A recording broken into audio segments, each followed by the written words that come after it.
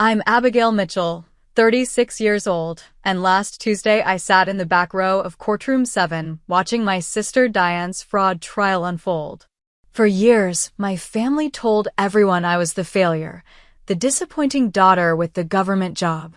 As the judge prepared to announce the verdict, her eyes scanned the courtroom and stopped on me. Her composure cracked. "Wait, you're the governor?" she whispered, microphone unfortunately still on. My parents turned, jaws dropping. Sweet justice has a beautiful timing. Before I continue this story about family betrayal and the most unexpected revenge, let me know where you're watching from. Hit that like and subscribe button if you've ever been underestimated by the people who should have believed in you most. Growing up in Lakeside, Maine, I was constantly reminded that excellence was expected, not celebrated. My father, Richard Mitchell, was the chief surgeon at Lakeside Memorial, and my mother, Margaret, held a prestigious position as a tenured literature professor at Northeastern University. Our family name carried weight in our community. The Mitchells were known for their intelligence, achievements, and social standing. Then there was me, and there was Diane. Diane came along when I was 3 years old. From the beginning, she seemed designed to please our parents in ways I never could.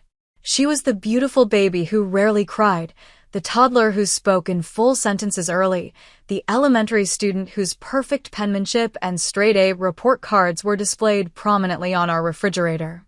"Why can't you be more like your sister?" became the soundtrack of my childhood. Not that I was failing by normal standards.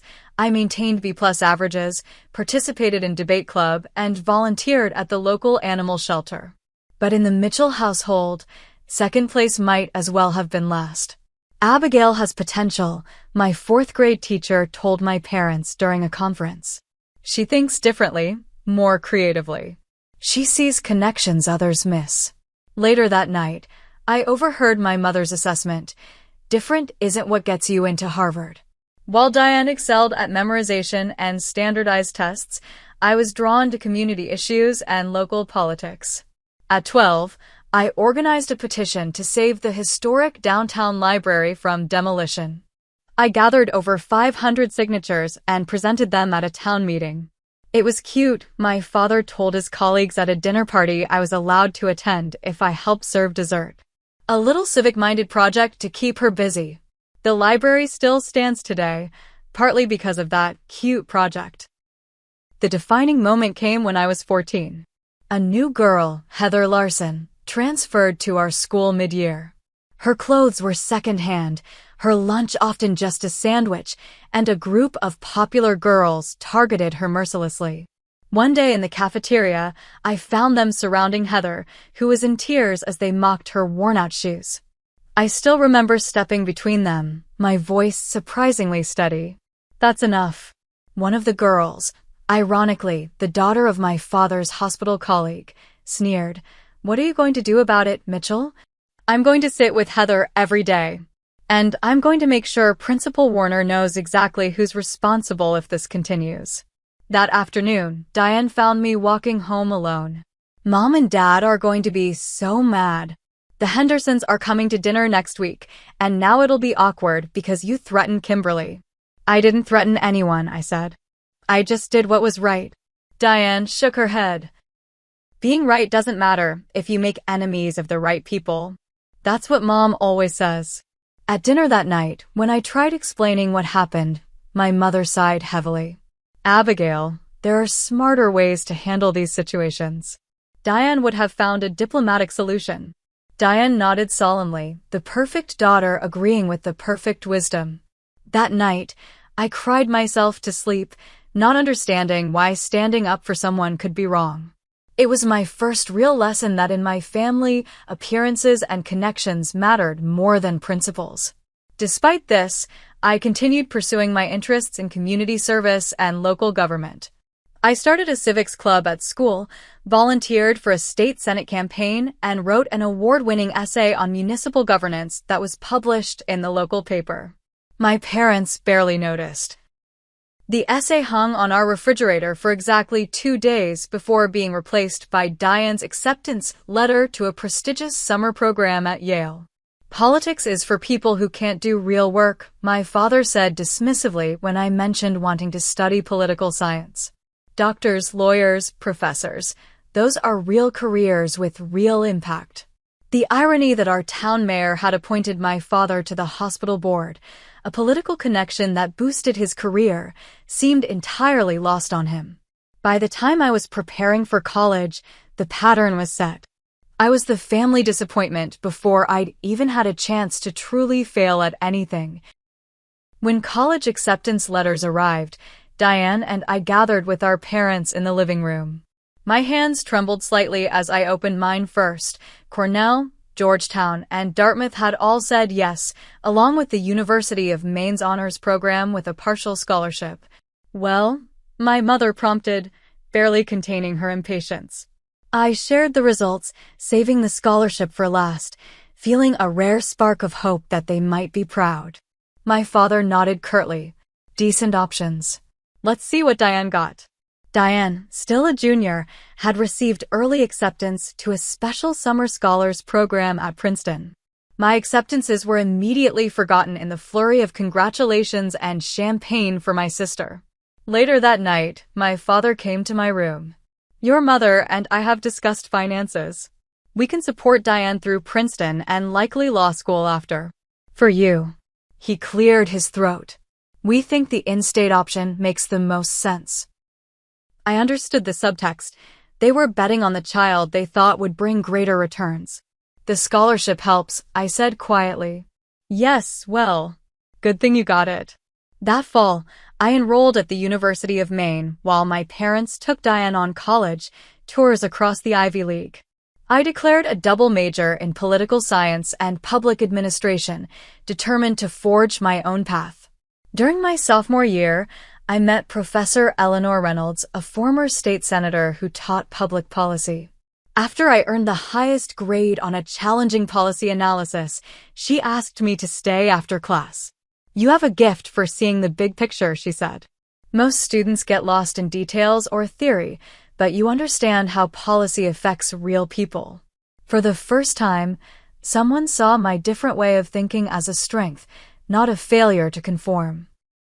Professor Reynolds became the mentor I desperately needed, encouraging me to apply for competitive internships and introducing me to her political connections. Meanwhile, my financial situation grew precarious. My parents' support dwindled as Diane's achievements mounted. When she was accepted to Harvard Law School during her senior year, my father called to inform me they were reallocating resources. We need to focus on Diane's law school expenses, he explained without apology. You'll need to figure something out for your senior year. I took on 3 part-time jobs, administrative assistant at the political science department, weekend shifts at a local diner, and evenings at the campus library. Between work and classes, I slept about 4 hours a night. During this time, I secured an internship at the state legislature through Professor Reynolds' recommendation. The position was unpaid but offered invaluable experience. I arranged my work and class schedule to accommodate it, often rushing from the Capitol building to my diner shift without time to change out of my professional clothes. My supervisor at the legislature, Representative Thomas Graham, took notice of my dedication and sharp analysis. When a paid position opened on his staff, he offered it to me. You have a mind for policy and the heart for public service, he said. That's a rare combination. I called my parents with my first piece of good news in years. My mother answered. That's nice, Abigail, she said distractedly. Did you hear Diane made law review? Only 5 first years were selected. At graduation, I received my diploma with honors, a distinction earned while working 3 jobs. My parents attended but left immediately after the ceremony to attend a celebration dinner for Diane passing her first-year law exams. My first real career setback came shortly after graduation. Encouraged by my mentors, I ran for city council in Augusta. I campaigned tirelessly, going door to door after work hours, developing detailed policy proposals, and participating in community forums. I lost by 127 votes. When I called home with the news, My father didn't hide his satisfaction. This is why we wanted you to pursue something more substantial. Politics is a gamble. That Thanksgiving, as we gathered around the table in my parents' home, my mother asked Diane about her classes and clerkship prospects. When the conversation reluctantly turned to me, my father raised his eyebrows. Still recovering from your failed campaign? Any plans to get a real career started? I explained that I was working as a policy analyst for a nonprofit focused on education reform. So, a glorified researcher, my father said with a dismissive wave. At least Diane will have a squire after her name soon. As dessert was served, my mother turned to family friends also at the table. We always knew Diane would excel. As for Abigail, she sighed dramatically. We're still waiting for her to find her way. I stared at my untouched pumpkin pie, feeling invisible at my own family table. That night, I made a decision that would change everything. I would succeed on my own terms, and I would no longer seek their approval or share my achievements with them. They had written my story as a failure. I would write a different ending, even if they never read it. The mayor of Augusta, Rebecca Turner, called me personally after reviewing my policy proposals from the city council campaign. You lost the election but impressed a lot of people, she said. I need a chief of staff who understands both policy and people. Are you interested? At 24, I became the youngest chief of staff in the city's history, not that my family would know. Our conversations had dwindled to obligatory holiday calls and the occasional family event where Diane's accomplishments remained the central focus. As Mayor Turner's right hand, I discovered my talent for coalition building and pragmatic problem solving. When a proposed development threatened a historic neighborhood, I facilitated meetings between developers, preservationists, and residents to craft a compromise that revitalized the area while preserving its character. The Augusta Revitalization Project won a national award for innovative urban planning. At the ceremony, Mayor Turner insisted I join her on stage. This wouldn't have happened without Abigail Mitchell's vision and tenacity, she told the audience. Remember her name. You'll be hearing it for years to come. A local reporter covered the story, but my parents never mentioned seeing it. They were busy attending Diane's law school graduation that weekend. During this time, I met James Cooper, an architectural engineer who worked on the revitalization project. Unlike my family, James really saw me, from the beginning. You have this remarkable ability to make everyone feel heard, he told me on our third date. Do you know how rare that is in politics? After a year with Mayor Turner, state party leaders approached me about running for state representative. The incumbent was retiring, and they believed I could win the seat. With James's encouragement and Mayor Turner's endorsement, I launched my campaign. This time, I won, by a comfortable margin of 1,842 votes. When I called my parents with the news, my mother's response was tepid. That's nice, dear. Did you hear Diane was hired by Callahan and Frost? It's one of the top corporate law firms in Boston. My father added, state representative is quaint. I suppose it's something to do until you find a more serious career. Meanwhile, Diane's ascent in corporate law continued unabated. She represented wealthy clients and corporations in high-profile cases, earning a substantial salary and purchasing a luxury condo in Boston's exclusive Beacon Hill neighborhood. At family gatherings, my parents proudly shared updates about our lawyer daughter while politely glossing over my work.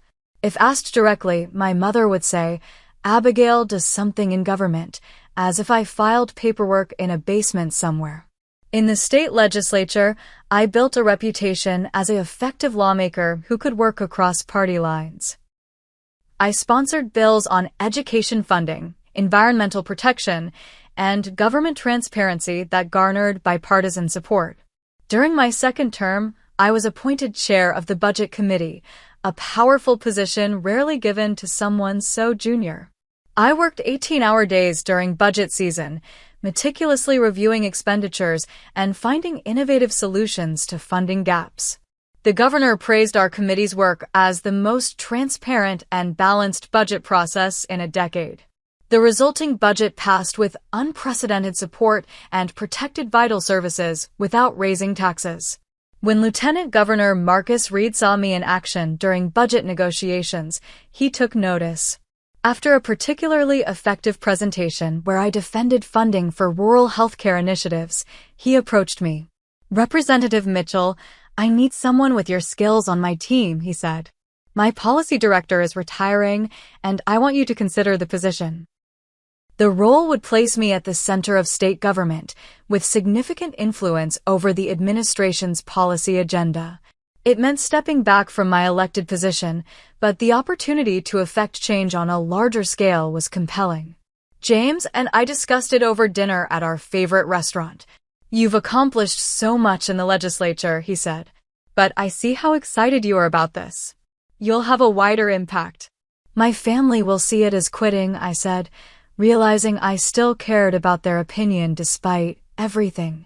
James reached for my hand. "When will you stop measuring your success by their standards? You've long surpassed them." I accepted the lieutenant governor's offer, and for the next 2 years, I shaped policy on education, healthcare, infrastructure, and economic development. I deliberately maintained a low public profile, focusing on results rather than recognition.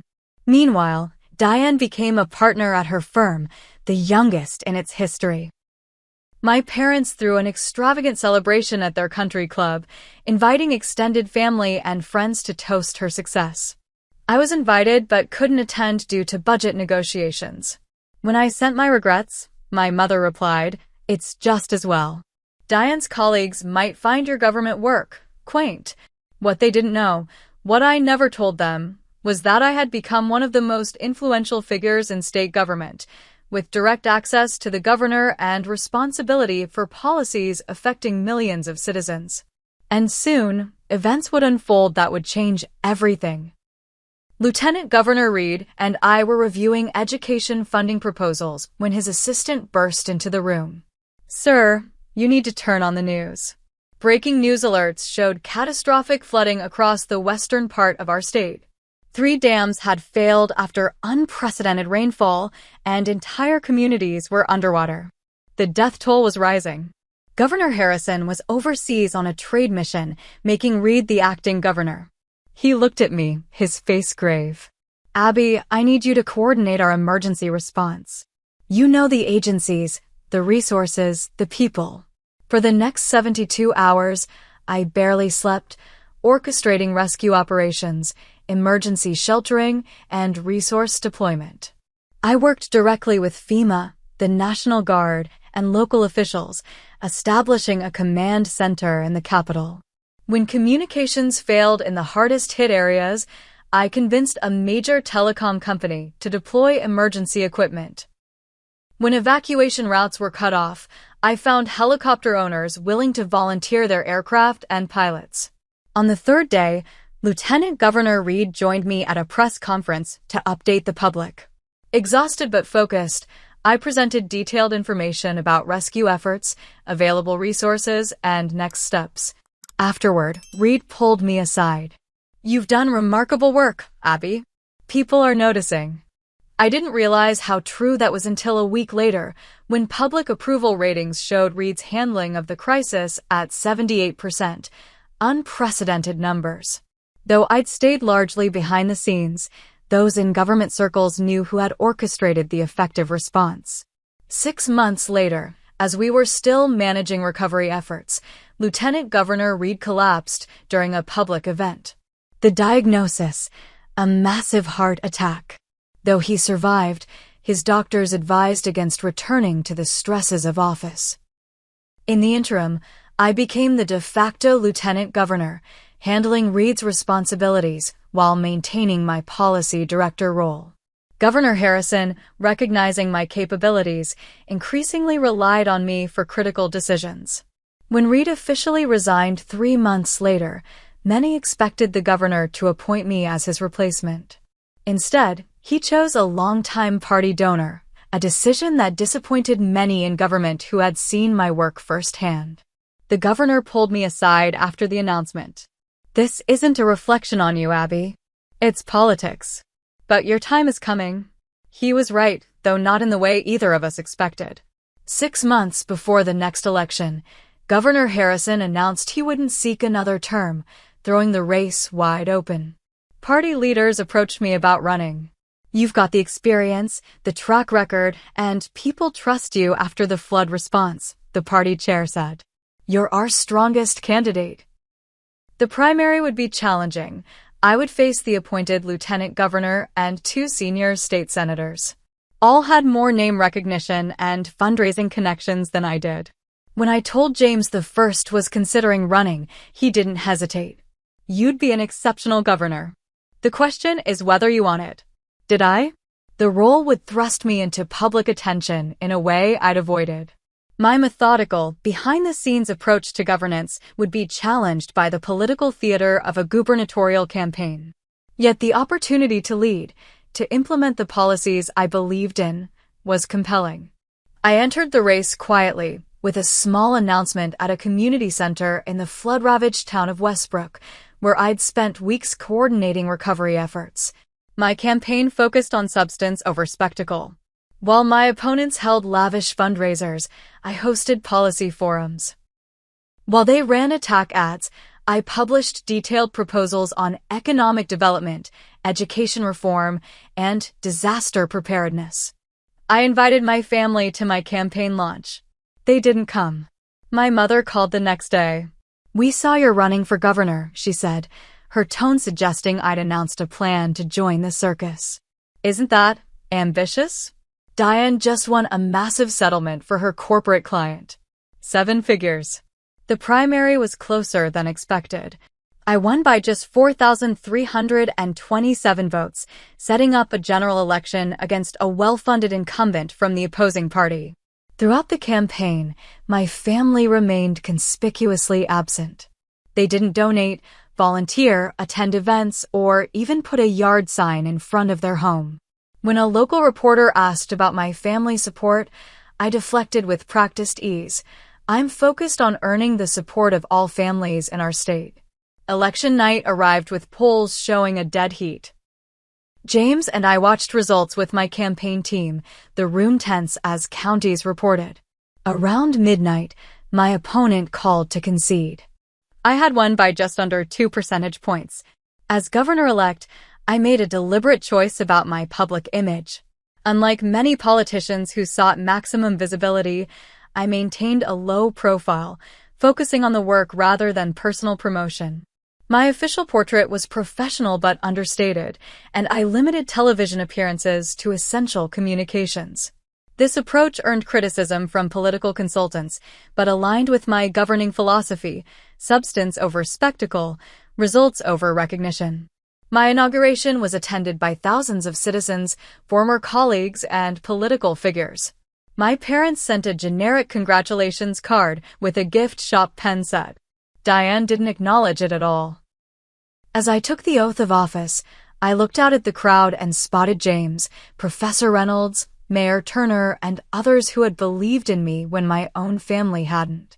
Their presence meant more than my parents' absence. During my first year as governor, I learned that Diane's law firm was under federal investigation for allegedly helping clients hide assets and evade regulations. The investigation hadn't been made public yet, but as governor, I was briefed on significant federal actions in our state. I kept this information confidential, even from James, bound by my oath of office. But I watched with growing concern as the investigation expanded, eventually becoming public knowledge. When federal prosecutors announced indictments against the firm and several of its attorneys, including Diane, I was in the middle of budget negotiations. My chief of staff, Nathan Parker, delivered the news privately. "Governor, I thought you should know immediately. Your sister Diane Mitchell is among those indicted." I felt the room spin slightly. Charges: conspiracy to commit fraud, evidence tampering, and obstruction of justice. "It's serious, Governor." I took a deep breath. "Thank you, Nathan. I need 10 minutes." Alone in my office, I allowed myself exactly 3 minutes to process the personal implications before shifting back to my responsibilities as governor. I couldn't interfere with a federal case, nor should I. Justice needed to be applied equally, regardless of connections. That evening, my mother called for the first time in months. "Abigail, you have to do something about this witch hunt against Diane," she demanded without preamble. "Use your position. Call someone." "Mom, it's a federal investigation." "I have no jurisdiction, and even if I did." "Don't give me that bureaucratic nonsense," she interrupted. "You finally have power. Use it for your family." I kept my voice steady. "I took an oath to uphold the law." "That applies to everyone, including family." "I always knew you were jealous of her," my mother spat before hanging up. In the following weeks, as Diane's case proceeded toward trial, my parents gave interviews portraying her as a victim of overzealous prosecution. They never mentioned my position, referring to me only as Diane's sister on the rare occasions I came up. I maintained strict separation from the case, instructing my staff that I was to receive no special updates beyond what any governor would typically receive about a major federal case in their state. And then came the trial, and the day that would change everything between my family and me. The federal courthouse in Portland buzzed with activity on the opening day of United States v. Mitchell et al. News vans lined the street, and reporters clustered around the entrance, hoping to catch a glimpse of the defendants. From my office in the state capitol, I watched the coverage with a strange detachment. My sister, the golden child, the family success story, was walking into court with a team of expensive defense attorneys surrounding her like a protective shield. My parents flanked her, my father's hand on her back in a gesture of support I couldn't remember ever receiving. My mother glared at cameras, her expression daring anyone to presume her daughter's guilt. I made a decision that surprised my staff. I would attend portions of the trial. Not as the governor, but as Abigail Mitchell, private citizen. "Are you sure that's wise?" Nathan asked when I told him. "The optics." "I'm not concerned with optics," I said. "I need to see this for myself." I arranged to sit quietly in the back of the courtroom, dressed conservatively, without the usual trappings of office. No security detail, no special treatment. Most people knew me from official portraits or occasional press conferences, but in person, without context, I was just another observer. The evidence presented by federal prosecutors was damning. Emails, financial records, and testimony from former colleagues painted a picture of systematic fraud. Diane had allegedly helped clients hide assets during divorce proceedings, shield money from tax authorities, and conceal evidence of corporate wrongdoing. During a break on the third day, I encountered my parents in the courthouse hallway. My mother noticed me first, her eyes widening with surprise before narrowing with suspicion. "So you've come to gloat," she said, keeping her voice low but sharp. "I'm here to understand what happened," I replied evenly. My father stepped forward. "What happened is that your sister is being persecuted for doing her job. But you wouldn't understand that, would you? Playing government in your little office while Diane was in the real world, making real money, having real impact." I absorbed his words, noting the irony of his assessment. As governor, I oversaw a $9 billion budget and policies affecting millions of citizens, while Diane had apparently been helping wealthy clients break the law. "The evidence seems substantial," I said quietly. "Evidence can be manipulated," my mother snapped. "You could help if you wanted to. Make a call. Use your influence." "That would be illegal," I pointed out. "And wrong," my father scoffed. "Always so righteous." "This is your sister we're talking about." "Yes, and the law applies to her just like everyone else." As we spoke, I noticed other trial attendees watching our interaction with interest, though no one seemed to recognize me out of context. "Your sister supported you your entire life," my mother hissed, rewriting history with breathtaking ease. "And now, when she needs you, you hide behind rules and regulations." I took a deep breath. "When, exactly, did Diane support me?" When she told you I was wasting my time with community service. When she laughed along with Dad about my quaint political career. When she missed my inauguration for a spa weekend. Before they could respond, the bailiff announced court was resuming. My father leaned close as he passed me. Always the victim, he muttered. While you were feeling sorry for yourself, Diane was achieving something meaningful. In the courtroom, I returned to my seat in the back row. Diane glanced around as she entered, her eyes passing over me without recognition before she took her place at the defense table. As testimony continued, the scope of the wrongdoing became clearer. Diane had been a key player in a scheme that had cost clients' spouses, business partners, and the government millions of dollars. The evidence wasn't just substantial, it was overwhelming. During the defense's presentation, Diane took the stand. Under her attorney's questioning, she portrayed herself as a dedicated advocate who might have been overzealous, but never criminal. She spoke about her prestigious education, her commitment to clients, and her family's legacy of excellence. I was raised to succeed, she testified, her voice breaking artfully. My parents taught us that results matter. Perhaps I took that lesson too much to heart. I watched my parents nodding in the front row, buying completely into this narrative of family pressure, creating an overzealous attorney. It was a clever defense strategy and a complete distortion of our childhood. The pressure had always been on me, not Diane.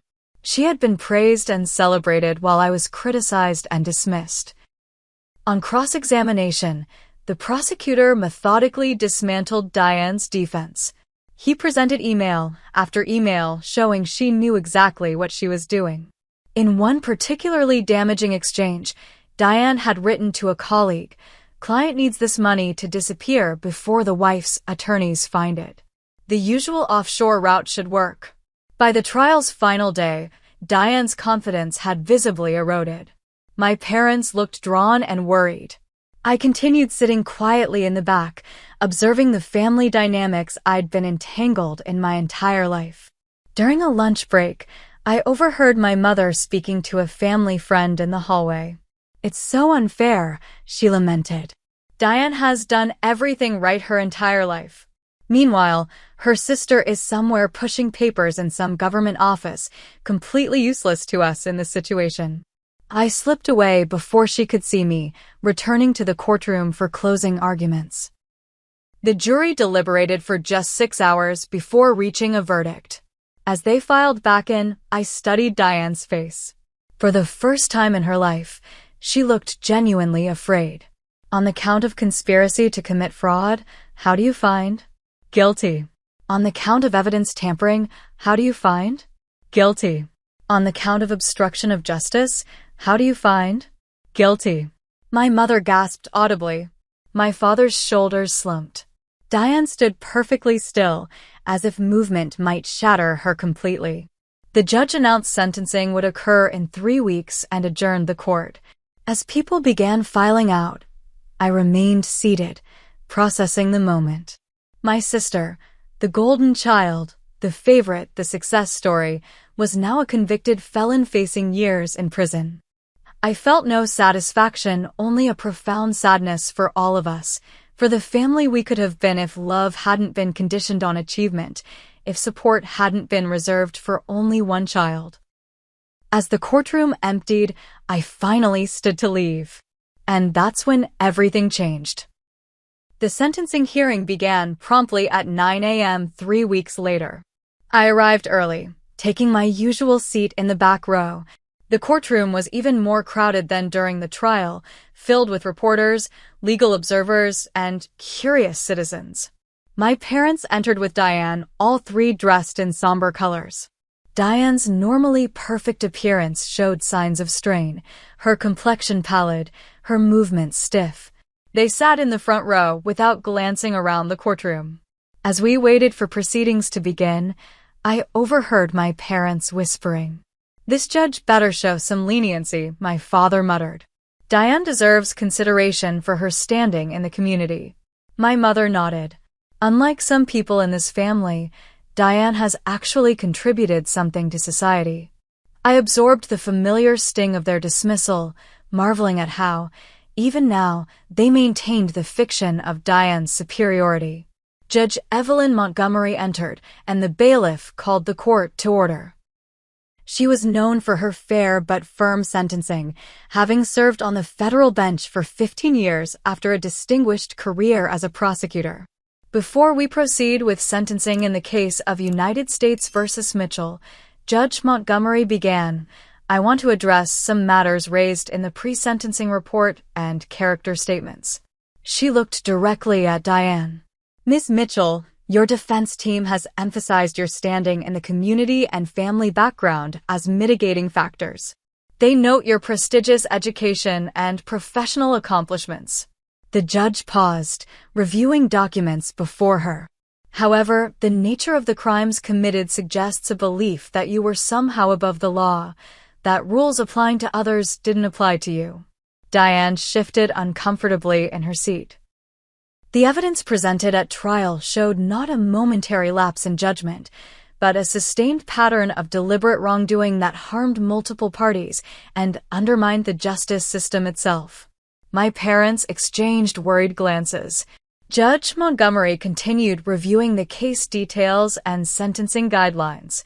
As she spoke, her gaze occasionally swept the courtroom, a habit many judges develop to maintain awareness of their surroundings.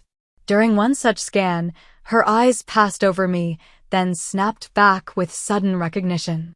Her composure, the practiced neutrality of an experienced judge, faltered visibly. Is that she began before catching herself. But the microphone caught her next words clearly. Wait, you're the governor? The courtroom, previously hushed in respectful silence, erupted in murmurs. Heads turned, people craned their necks to see who had caused the judge's unusual reaction. My parents whipped around, their expressions transforming from confusion to shock as they spotted me in the back row. Diane half rose from her seat, her mouth forming a perfect O of surprise. For a moment, no one moved. Then Judge Montgomery tapped her gavel, restoring order. My apologies for the interruption, she said, recovering her professional demeanor. Let's continue with the sentencing. But the damage was done. Reporters were already furiously typing on their phones. Courthouse staff whispered behind their hands. Everyone was connecting the dots between the convicted attorney and the state's highest executive. My parents stared at me with expressions I couldn't fully decipher. Shock, certainly, but also something like dawning comprehension. For perhaps the first time, they were seeing me clearly, understanding that while they had been dismissing my career as insignificant, I had risen to a position of genuine power and responsibility. Judge Montgomery proceeded with sentencing, her voice steady once more. Diane Mitchell, for the crimes of conspiracy to commit fraud, evidence tampering, and obstruction of justice, this court sentences you to 68 months in federal prison, followed by 3 years of supervised release. You are also ordered to pay restitution in the amount of $2.4 million to the victims of your crimes. My sister seemed barely to register the sentence, still looking back at me with an expression of disbelief. The judge continued, you will surrender to federal authorities 2 weeks from today to begin serving your sentence. With a final tap of her gavel, the hearing concluded. As people began filing out, reporters approached me, shouting questions. Governor Mitchell, did you know about your sister's crimes? Why didn't you publicly acknowledge your relationship to the defendant? Will you be issuing a pardon? I rose calmly, nodding to the bailiff who was attempting to maintain order. No comments at this time, I said quietly, moving toward a side exit where Nathan was waiting, having been alerted to the situation. Before I could leave, my mother pushed through the crowd, my father close behind her. All this time, she said, her voice trembling with some complex emotion. You've been governor? And you said nothing. Would it have mattered? I asked simply. Would it have changed how you see me? My father's face flushed. Of course it would have. No, I interrupted gently. It would have changed how you treat me, not how you see me. There's a difference. Security personnel were creating a path for me now, gently moving people aside. "We need to talk about this," my mother insisted. "About Diane's sentence. Surely now you can." I shook my head. The justice system worked as it should. I won't interfere with that, not even for family. As I turned to leave, I caught a final glimpse of Diane, standing alone by the defense table, watching me with an expression I'd never seen on her face before: respect. Outside, cameras flashed and reporters shouted questions, but I moved steadily toward the waiting state vehicle, Nathan shielding me from the worst of the chaos. "Well," he said as we settled into the back seat, "I guess the cat's out of the bag with your family." I looked back at the courthouse, where my parents were now surrounded by their own swarm of reporters. "Yes," I said quietly. "I suppose it is." The revelation in the courtroom made headlines across the state. Governor's sister sentenced in fraud case, family secret. Governor Mitchell's connection to convicted attorney, Mitchell family drama, the governor and the felon. I issued a brief statement through my office. Justice has been served in a federal case involving my sister. I have maintained appropriate separation from this matter due to the obvious conflict of interest. I will not be commenting further on what is ultimately a private family matter. The media frenzy lasted about a week before a budget negotiation and a teachers' strike demanded public attention. The news cycle moved on, but my relationship with my family had fundamentally changed. 3 days after the sentencing, my mother called. "We need to talk," she said, her voice lacking its usual commanding tone. "Can we come to wherever you live now?" I gave her the address of the governor's residence, a historic home that had housed state governors for over a century. "Oh," she said softly. "I didn't realize." The next evening, my parents arrived at the residence, visibly uncomfortable as security verified their identities and escorted them inside. They seemed smaller somehow, diminished by the grandeur of the house and the reality of my position. I met them in the formal living room, where I'd hosted foreign dignitaries and business leaders. James stood beside me, his presence a steady comfort. "This is James Cooper, my partner," I said, making introductions. James, my parents, Richard and Margaret Mitchell. My father extended his hand mechanically. "How long have you?" 6 years, James answered pleasantly. "I've heard a lot about you both." An awkward silence fell. I didn't offer to show them around the residence or ease their discomfort with small talk. Finally, my mother spoke. "Why didn't you tell us about being governor?" I considered the question carefully.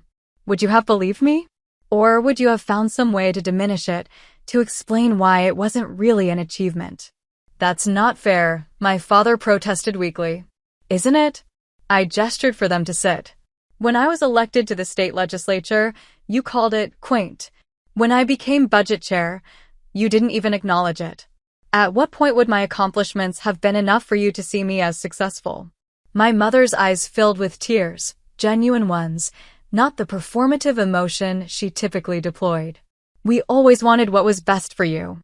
"No," I corrected gently. "You wanted what was best for your image of the family. Those aren't the same thing."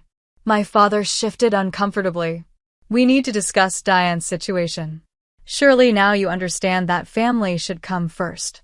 "I understand my oath of office," I replied. I swore to uphold the law equally for all citizens. Creating special exceptions for family would violate that oath. "But Diane committed serious crimes," I continued. "Multiple crimes over years, harming real people. The sentence was fair, lenient even, given the guidelines." My mother dabbed at her eyes. "She's your sister." "Yes, she is. And I love her. But love doesn't mean enabling wrongdoing or shielding people from the consequences of their actions." After they left, James wrapped his arms around me. "Are you okay?"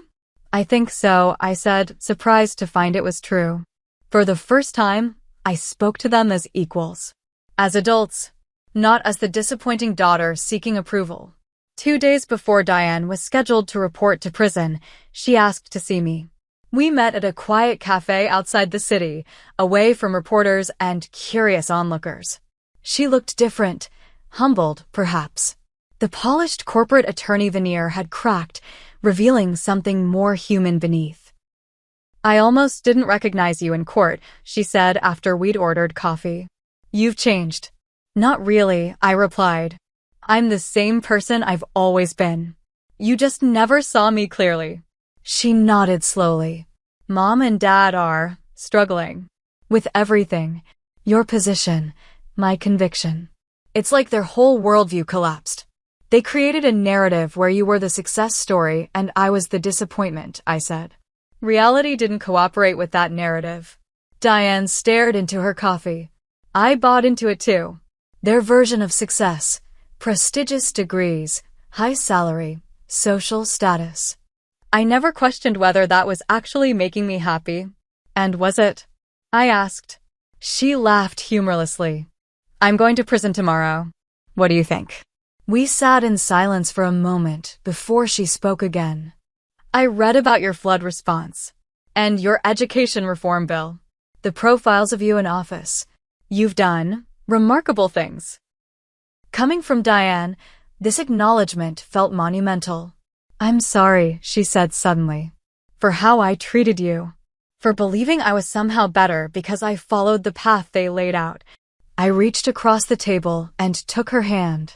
"I'm sorry too, that we lost so many years to competition that never needed to exist.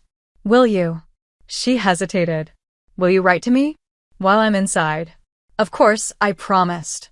"And I'll make sure you have access to educational programs.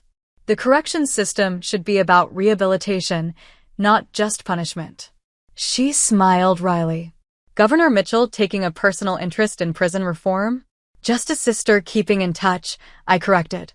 "The policy changes will benefit everyone in the system, not just you." As I drove back to the Capitol, I felt a weight lifting, not completely gone, but lighter. The approval I'd sought for so long didn't matter anymore. I had built a life of purpose and impact, surrounded by people who valued me for exactly who I was. In the months that followed, I channeled my experiences into meaningful reform. My administration implemented a comprehensive ethics training program for state employees, strengthened whistleblower protections, and created a task force on white-collar crime prevention. I also initiated a review of the state's correctional education programs, ultimately expanding access to college courses and vocational training for inmates, changes that would help Diane, yes, but also thousands of others seeking to rebuild their lives. My parents and I established a cautious, more honest relationship. They attended my second inauguration after I won re-election by a comfortable margin. Their pride seemed genuine, if belated. During a family dinner 6 months into my second term, the first such gathering in years, my father cleared his throat awkwardly. "I've been thinking about what you said, about measuring success by the wrong standards." I looked up, surprised. "The flooding response," he continued. "Those education initiatives, the ethics reforms, those are real achievements that help real people." He hesitated. "I should have seen that sooner." My mother reached across the table for my hand. "We were wrong, Abigail. About so many things. It wasn't a complete healing, too much water under the bridge for that, but it was a beginning." Later that evening, as James and I walked through the garden of the governor's residence, I reflected on the journey. "Success isn't what I thought it was," I told him. "It's not titles or recognition or even family approval. It's impact.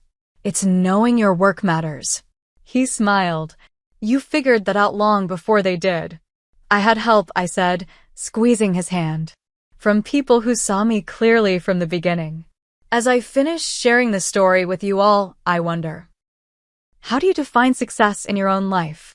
Is it through other people's expectations or through your own values and impact?